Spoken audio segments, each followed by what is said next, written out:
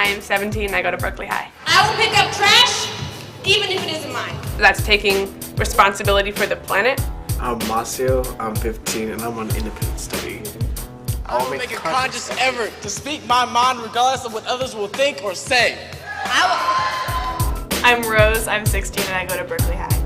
I have been taught since the age of birth to sit behind a desk and listen. It was really empowering, but not in a condescending way. We were giving them a tangible way to see how their rights could be manifested, and that was really beautiful because we were up there dancing, singing, rapping, speaking poetry that all the people in the audience were capable of doing, and we were just kind of showing them that they were allowed to do that, and that was a positive way for them to kind of embrace their rights.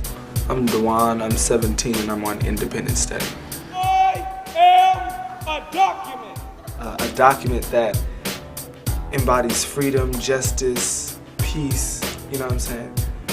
I am Emerald, I'm 17, and I go to St. Mary's College High School. I will take responsibility for my mistakes. It's a kind of common thing to say. Actually, it's uncommon. It's not common enough. No one says it. And I was really proud to be able to say that line. And I believe that no matter what place I may hold, there is something that can be done to improve any situation. I'm Javier, I'm 17, I go to Lionel Wilson College Preparatory Academy. I will educate the youth who look to me as a leader. I really embrace that line because I feel like that is a line that I really live up to every day. I'm Imelda, I'm almost 16 in April 23rd. I will buy food from local farmers. And I chose it for two reasons. One, to help the planet, and the second one was because both my parents are undocumented and my mom was a farmer. It's so important to teach human rights to youth because then if you learn it when you're young, then you'll know that it is your right to know your rights. I think the most important thing is the understanding that change is possible. There is like infinite possibilities for like rebirth, for starting new, and that those come from the idea that there are these beautiful things that are so simple that we all should have that we don't. And the idea that we're not being taught in school that there's even a possibility that we could have these things is mind-blowing. I had a sense of confidence in the show because my peers were speaking.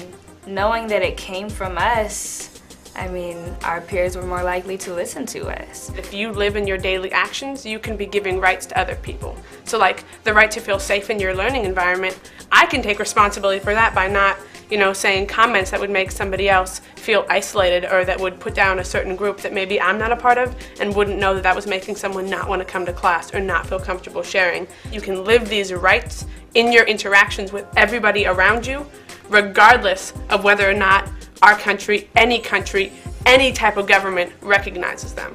Why do we even have this declaration? Why the United Nations all of a sudden decided to get together after World War II, after all these people were dying, after all these people were killed and blood was shed and tears were shed? Why do we need to come to such a degrading level where people have to die just so we could create human rights for people? Basic. That's right. Something that everybody should have. Every kid should grow up with hope. And I don't think that we grow up in a situation that behooves that type of hope. But if kids were learning it, we'll have a whole generation that comes into their jobs, into their colleges, into their life experiences with a different goal in mind. And that goal is human rights for everybody.